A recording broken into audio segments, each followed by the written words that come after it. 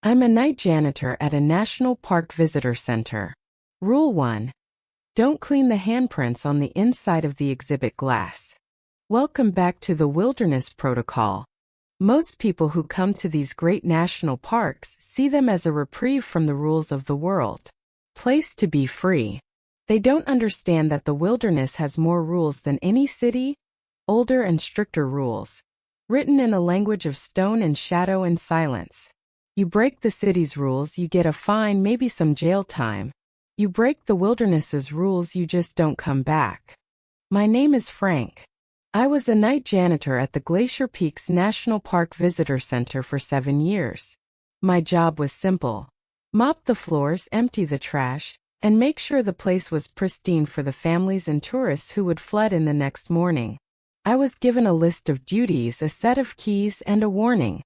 The warning came in the form of a handwritten list of rules, given to me by the old man I was replacing. The first and most important rule, the one he made me repeat back to him twice, was this: don't clean the handprints on the inside of the exhibit glass. This is the record of why that rule exists. I took the job for the quiet. After 30 years of working factory floors, the noise of machinery and shouting men had seeped into my bones. My wife had passed a few years prior. My kids were grown and gone, and the silence of my own home had become a heavy, suffocating thing. I needed a different kind of quiet, the kind you can only find when you're the only soul for miles, surrounded by sleeping mountains and a billion unblinking stars. The night janitor position at the Glacier Peaks Visitor Center seemed like a godsend. Midnight to 6 a.m. Just me, my mop, and the profound, peaceful silence of the park after dark. The man I replaced was named Alistair Hemlock. Everyone just called him Old Man Hemlock. He looked like he was a part of the park himself, a gnarled, weathered man with a shock of white hair and eyes that seemed to hold the deep, cold blue of a glacial lake. On my one and only night of training, he walked me through the building, not showing me how to work the floor buffer or where the cleaning supplies were, but showing me the building's quirks. The visitor center was a beautiful, modern structure of glass and polished timber, but it was built on the grounds of the old park headquarters from the early 1900s. The main hall was a grand open space. On one side were the ticket counters and gift shop. On the other, the exhibits. They were impressive, museum-quality dioramas sealed behind massive panes of glass. There was a mountain lion, frozen mid-snarl on a rocky outcrop, a family of black bears foraging for berries, a majestic elk, its antlers brushing the top of the case, and the centerpiece, an exhibit simply titled The Deep Forest, which featured a massive taxidermied gray wolf, standing sentinel in a recreation of a moonlit pine forest. Hemlock led me to this wolf exhibit. He tapped a long bony finger on the glass. "You see that?" he asked, his voice a dry rustle. I squinted. On the glass, low to the ground, was a faint, greasy smudge. It looked like a child's handprint. "Yeah," I said. "Looks like some kid got his sticky fingers all over it. I'll make sure to get that first thing." Hemlock's hand shot out and grabbed my arm. His grip was surprisingly strong, wiry and tough as old rope. "No," he said, his voice dropping to a serious, low whisper. "You will never touch that. You will never clean it. You will never, for any reason, wipe that glass." I pulled my arm back, confused. "It's a handprint, Alistair. It's my job to clean." "Is it on the outside of the glass, Frank?" he interrupted, his pale eyes boring into mine. I leaned in closer. My stomach did a slow, cold flip. The handprint wasn't on my side of the glass. It was on the inside. Inside the sealed exhibit with the wolf. How did that get there? I stammered. "Did someone leave the case open?" "That case hasn't been opened in 15 years, he said flatly. "That's not the point. The point is the rule." He pulled a folded, yellowed piece of paper from his worn work vest and handed it to me. "My rules," he said. "They're not official. The Park Service thinks I'm a crazy old coot. But they kept me sane and they kept me safe. You'd be wise to follow them." I unfolded the paper. There were 4 rules written in a shaky, spidery script. Rule 1. Don't clean the handprints on the inside of the exhibit glass. They are not a mess. They are a sign. They let you know that what is contained is still contained. A clean glass is an open door. Rule 2. If you are in the main hall after 3 a.m. and hear what sounds like soft whispering coming from the diorama of the Kootenai village, you are to leave the hall immediately. Close the doors behind you. Do not return for at least 1 hour. They are telling stories, and those stories are not for you. Rule 3. Always empty your mop bucket outside, on the gravel path behind the building. Never pour the dirty water down the janitor's closet drain. The pipes are old and they connect to places we don't talk about. What you wash from the floor should be given back to the earth, not to what lies beneath it. Rule 4. If you see your reflection in the polished floor of the main hall, and it doesn't move when you do, you must turn off all the lights in the hall using the main breaker in the closet. Stand in the dark and do not move for 5 minutes. Do not make a sound. Let it pass. It's just checking to see if you're paying attention. I read the list twice, then looked up at him. Alistair, this has to be a joke. A prank for the new guy. He took the paper back from me, a look of profound disappointment on his face. I thought you were a man who understood quiet, Frank. I was wrong. It's not a joke. He sighed, a weary, rattling sound. Just do your job. Mop the floors. But for God's sake, stay away from the glass. That was the last I saw of him. He retired the next day, moved to Arizona to live with his daughter, and I was left alone in the heart of the park, with a set of keys and a list of impossible rules. For the first few months it was perfect. The silence was deep and healing. I'd put on my headphones, listen to old music, and lose myself in the simple, repetitive rhythm of cleaning. The vast, silent building became my sanctuary. I followed the rules mostly out of a strange, lingering respect for the old man. I emptied my mop bucket outside. I avoided the main hall late at night. And I ignored the handprints. There were more than one. I started noticing them after a few weeks. Faint, ghostly prints, appearing on different exhibits. A small childlike one on the black bear case. A larger, more defined one on the mountain lion's glass. Right at eye level. And always on the inside.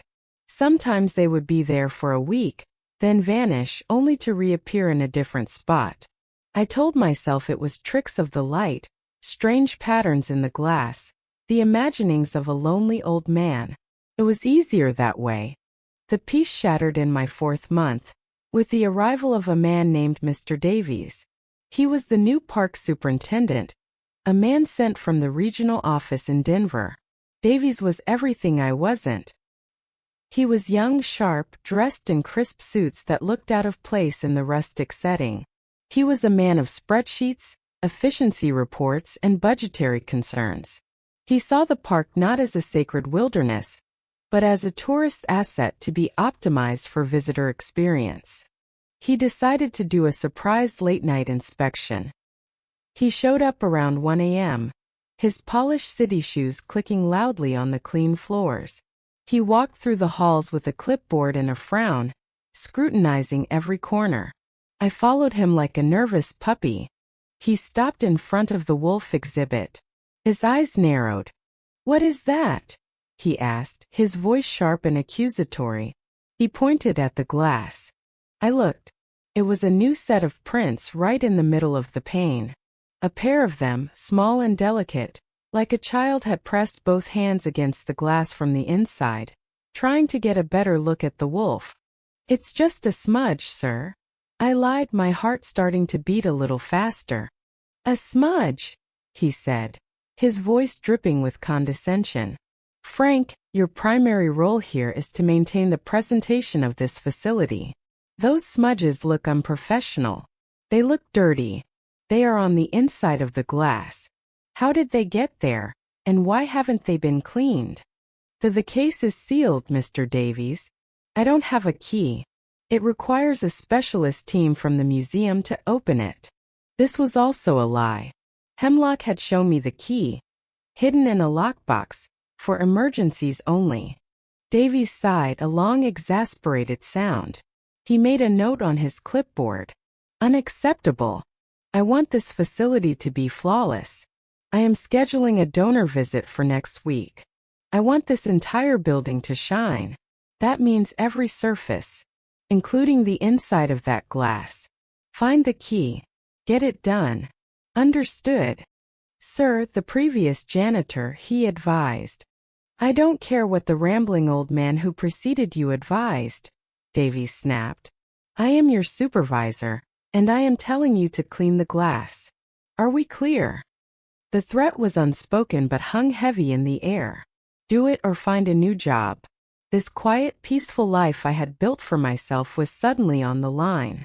I looked at the handprints, then back at Davies's cold, impatient face. Yes, sir, I said, the words feeling like gravel in my mouth. Clear. He gave a curt nod and continued his inspection, leaving me standing there, a cold dread seeping into my bones. For the next week I agonized. I would clean the rest of the building, saving the main hall for last. I would stand in front of the wolf exhibit, my spray bottle and cloth in hand, and just stare. The small handprints seemed to mock me. They were a silent testament to a rule I was about to be forced to break. I read the logbook again, searching for answers. The entries were terrifying. November 10, 1972. Lookout J. Miller. This was from before the visitor center was built, when this was the old headquarters. Saw them again last night. The little ones, tapping on the windows of the wolf enclosure we used to have out back.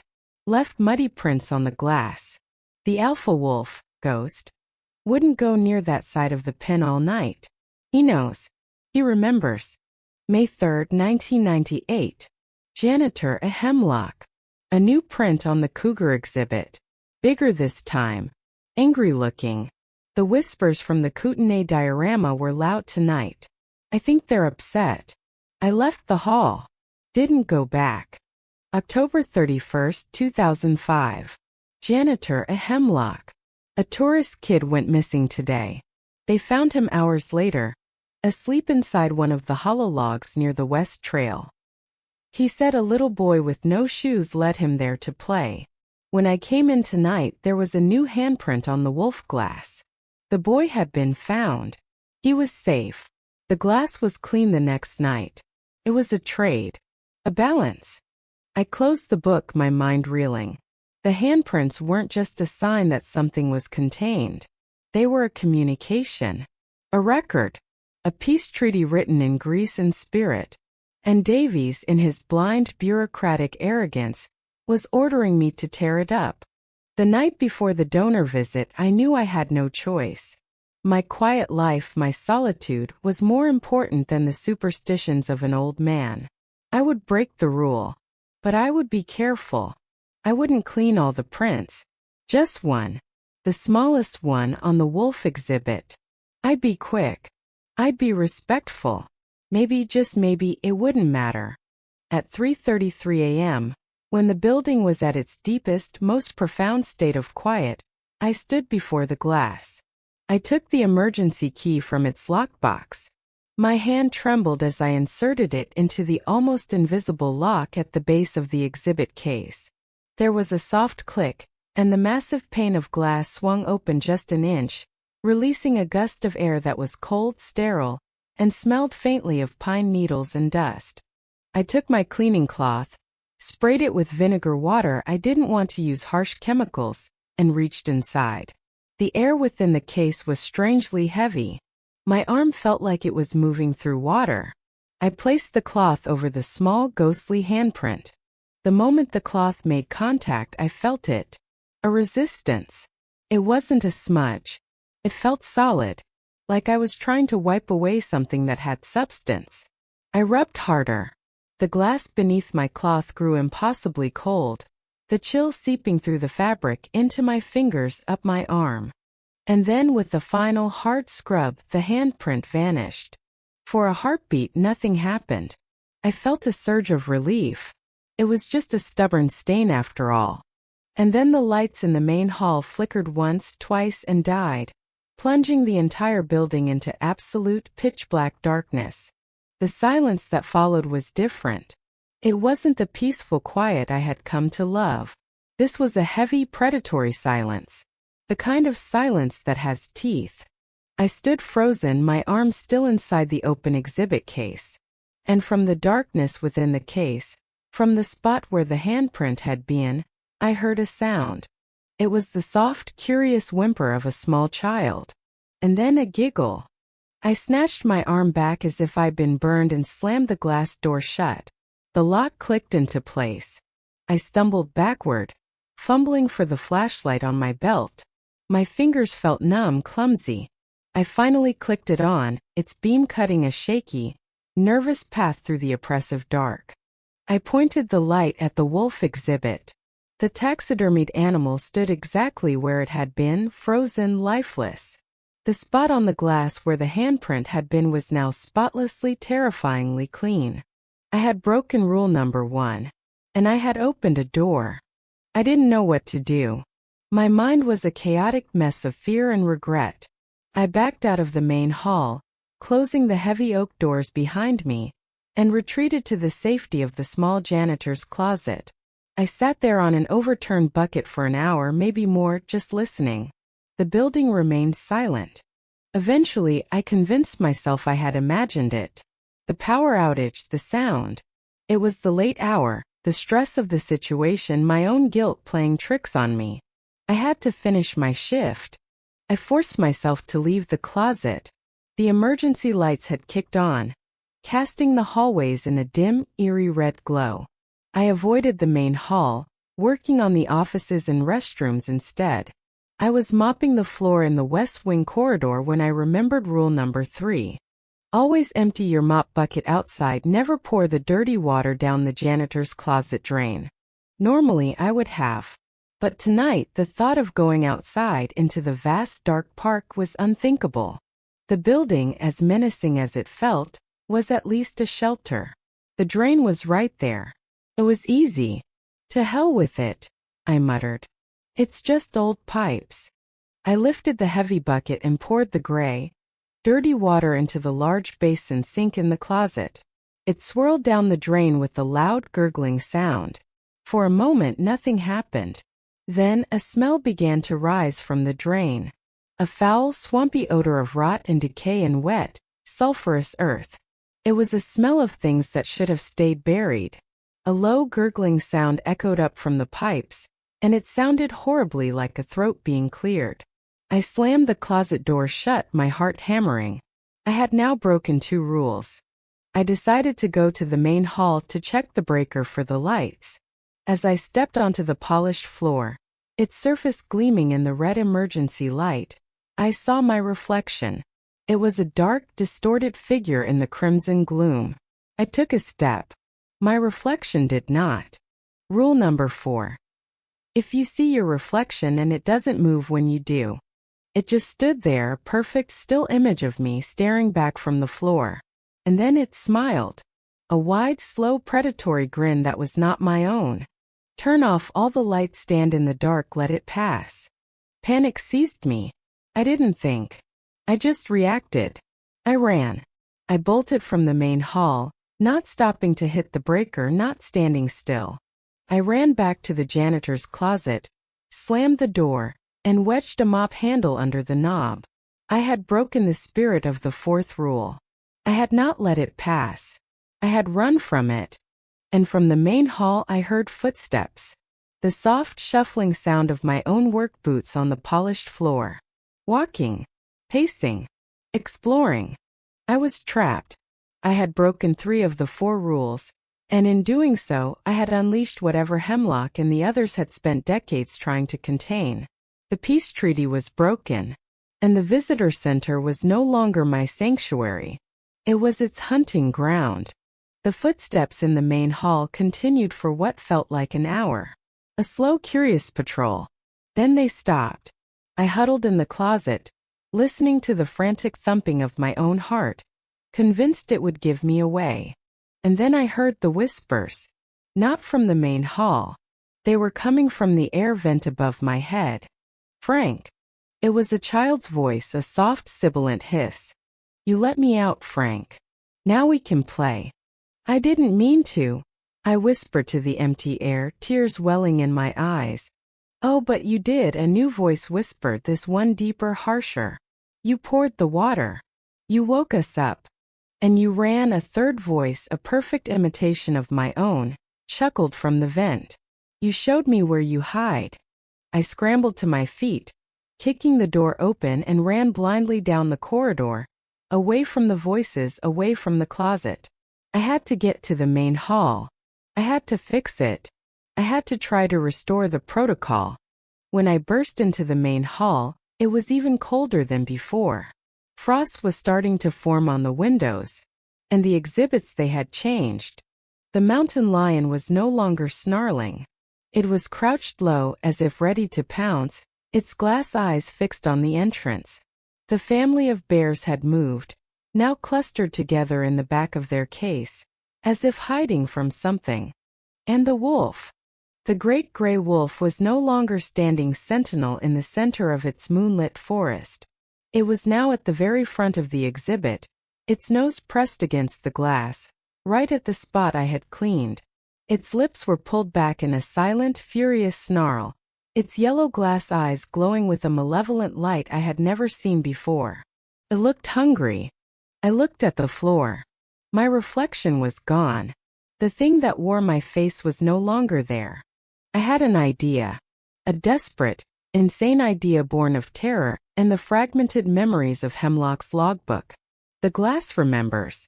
A trade. A balance. The handprint wasn't a stain to be removed. It was a lock. A seal.